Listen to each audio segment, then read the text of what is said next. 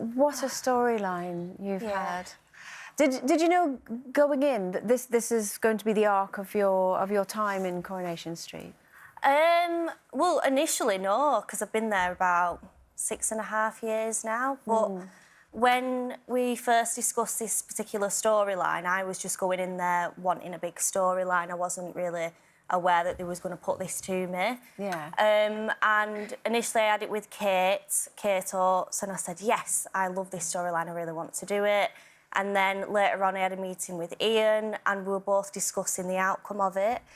And, you know, I guess I haven't, but I've shot myself in the foot because I protested against, you know, for her to die, basically, because I just thought, if I'm doing this storyline, I want to do it properly. And I think a lot of shows do highlight issues like this, but not fully. They don't always show the sad, authentic outcome that, you know, because people do die of cervical cancer, any cancer, young people die of cancer. Like, I love this storyline because it covers so many issues. Yeah. So, yeah, I just wanted to highlight the fact that people are dying of cancer, and yeah, that's why I wanted to do it, to be fair. Particularly given the age of your character, because people often associate it with, you know, when you get older. Yeah. And actually there's this kind of, you know, statistic of younger women like yourself that do get it. And they're kind of, I think, I was trying to think about her age, because it's sort of before the HPV vaccine programme that she would have had at school. Yeah.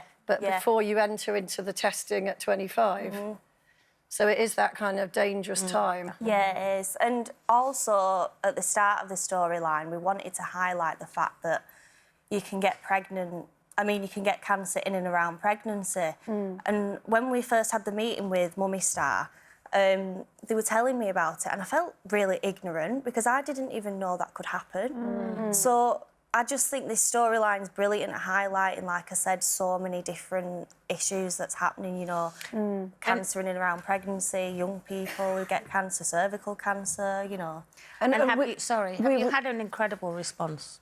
I have. I feel overwhelmed by the response that we've had. You know, people in the street, social media, like the amount of response that we've had. I've had women message me saying that they haven't gone for the smear, but now they have, and they found precancerous cells. That's the crucial one, because young women, we all think we're invincible when we're in our 20s, and we don't think about things like this at all. No, and I just get emotional when they're telling me, and I feel, me and Rob always say, like, this imposter syndrome, because people keep coming up to us and saying, thank you, thank you, thank you for doing this storyline.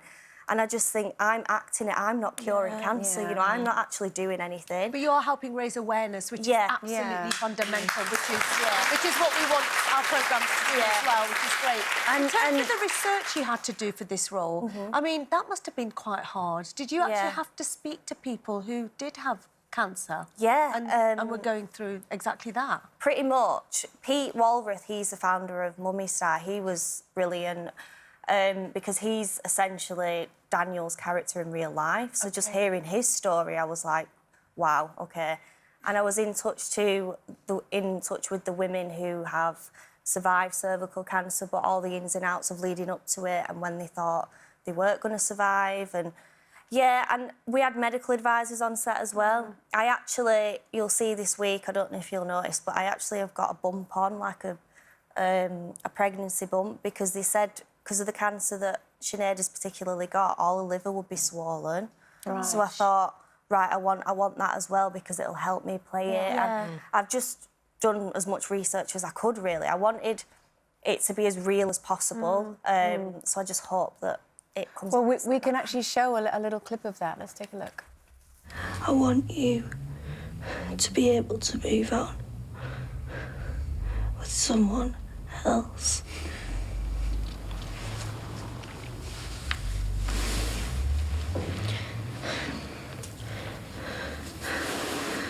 Don't forget about me. But do forget about me. Oh, it's so We've had so many amazing comments. I just want to ask Susan, I was diagnosed with cervical cancer at the same time as Sinead, went through the same treatment at the same time. Thankfully, I've made a full recovery. watching Sinead's story makes me feel so lucky. And Vicky, I was diagnosed with cervical cancer following an abnormal smear test about 5 weeks ago.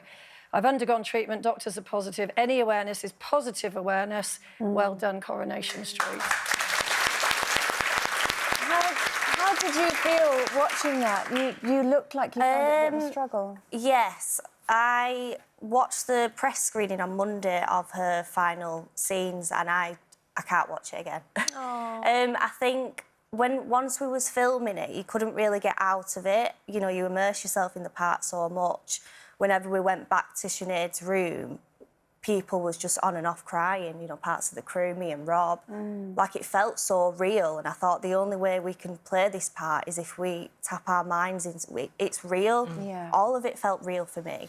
Yeah. And I kind of underestimated the effect it's had on my mental health. I've only just noticed it walking away from filming and watching it on Monday, that part of me is grieving Sinead.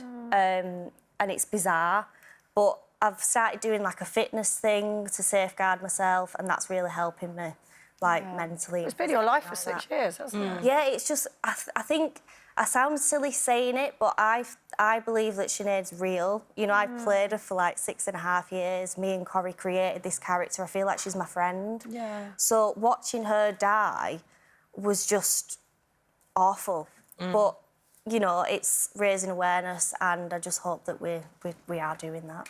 Well, you know, I have to say that we've been in touch with Joe's Cervical Cancer Trust, who's been advising you on the storyline, and they've said Katie's done a fantastic job at portraying this emotive storyline as accurately and as sensitively as possible. It's helped raise awareness of cervical cancer. It's a story which could literally save lives. Thank you, Katie.